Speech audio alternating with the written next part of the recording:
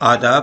पूर्वांचलनामा में आपका इस्तकबाल है और मैं हूं आपका मेज़बान मोहम्मद फ़र्रुख जमाल। आप देख रहे हैं हमारी ख़ास पेशकश मतलब की बात। स्वामी प्रसाद मौर्य एक बार फिर सुर्खियों में। उत्तर प्रदेश की सियासत में एक ऐसा नेता जो गुज़िश्ता कई सालों से अपने मुतनाज़ा बयानों के चलते लगातार सुर्खियों में बने रहे हैं। इनका नाम है स्वामी प्रसाद मौर्य। फिलहाल ये इन दिनों समाजवादी पार्टी के लीडर हैं। सिर्फ लीडर ही नहीं बल्कि समाजवादी पार्टी के कौमी जनरल सेक्रेटरी भी हैं। अमूमन ऐसा माना जाता है कि मुतनाज़ा बयान देने वाले नेताओं का अलग किस्म का किरदार होता है। मुतनाज़ा बयान को ये अपने सियासी मफाद के लिए इस्तेमाल करते हैं, लेकिन स्वामी प्रसाद मौर्य का ये फार्मूला फिट नहीं बैठता, क्योंकि अमूमन समाजवादी नहीं है। बहुजन समाजवादी पार्टी की सियासत की शुरुआत करने वाले उत्तर प्रदेश में पिछले विधानसभा चुनाव से पहले तक न सिर्फ बीजेपी का हिस्सा थे, बल्कि मुख्यमंत्री योगी आदित्यनाथ की पहली सरकार में कैबिनेट मंत्री भी थे।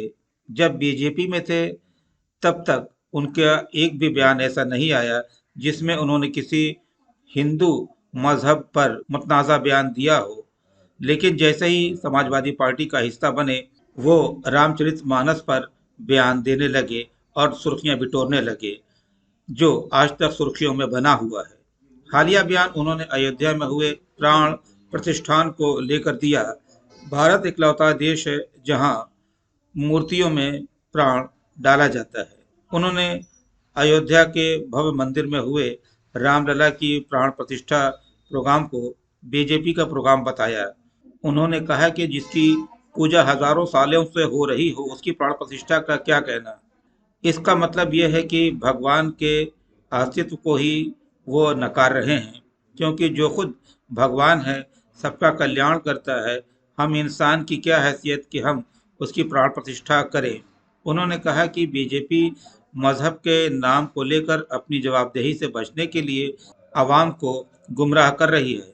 प्राण प्रतिष्ठा करने वाले लोग अपने को भगवान से बड़ा साबित करने में लगे हुए हैं। सत्ता में बैठे लोग अपने जुर्म को छुपाने के लिए इस तरह का ड्रामा कर रहे हैं। ये बातें उन्होंने वाराणसी में होने वाले एक तकरीब में कही।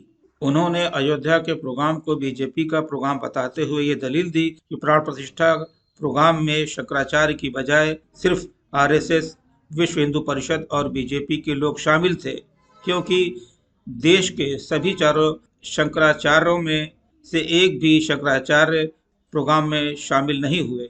देश के राष्ट्रपति भी दावतनामा देने के बावजूद प्रोग्राम में नहीं आए। मंदिर के बहाने बीजेपी भ्रष्टाचार, बेरोजगारी जैसे मुद्दे को ध्यान से भटकाना चाहती है। उन्होंने कहा कि पहले की सरकारें प्राइवेट सेक्टर को मजबूत बनाती थी, लेकिन आज की सरकार इन तमाम सेक्टरों को बेचने में लगी हुई है। एयर इंडिया, रेलवे स्टेशन, बंदरगाह, एलआईसी जैसे बड़े सेक्टर अडानी और अडवाणी जैसे लोगों को बेच दिया गया या बेच रहे हैं। सरकार खास मुद्दे से भटकाने की कोशिश कर रही है, ताकि सही मुद्दे को जानना लोग भूल जाएं। आने वाले लोकसभा चुनाव में देखा जाएगा कि अवाम किसे अपनी पसंद बनाते हैं। मतलब की बात में आज सिर्फ इतना ही।